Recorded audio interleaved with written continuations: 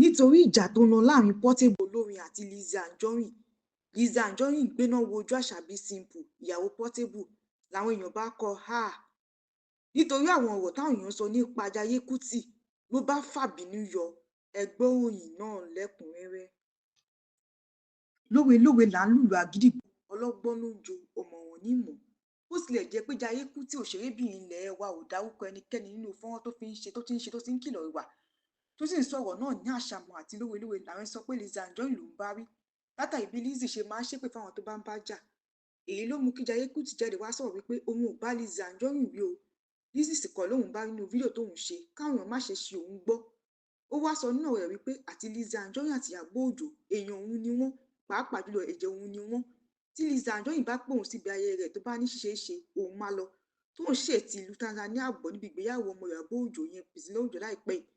Táwọn sì sòkò ọ̀rọ̀ sí Jayé Kútì pé báwo ló ṣe máa gba àwọn méjèèjì lẹ́jẹ̀ rẹ̀ tọkàn á sì máa gbé kejì ṣépè ńláńlá tí kò sì lè dá lọ́wọ́ kọ́ tàbí pa ìjà náà. Táwọn kan sọ pé ẹ̀rù Lizzy Anjorin ló ń ba Jayé Kútì o lórí àtètè yá sọ̀rọ̀ sórí ẹ̀rọ ayélujára wípé òun ò bá Lizzy wí kó tó di pé Lizzy máa gbé òun àtọmọ rẹ̀ ṣépè. Látàrí ìjà tó ń lọ láàrin Portable olórin àti Lizzy Anjorin yèyé mẹ́ṣọ̀, èyí tí Portable ti sọ pé tí Lizzy ò bá rí fíìmù gbé síta mọ́ kó lọ jókòó jẹ́, àti pé àwọn tó tó lọ́jọ́ orí ti lọ nínú fíìmù, àti Àṣàbí Simple tó jẹ́ ìyàwó Portable gan-an ti lọ nínú fíìmù.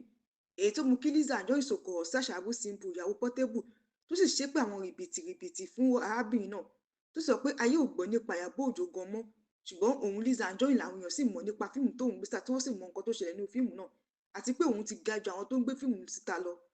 Èyí tó mú káwọn èèyàn sọ pé irọ́ ńlá ni Lizzy Anjorin ń pa.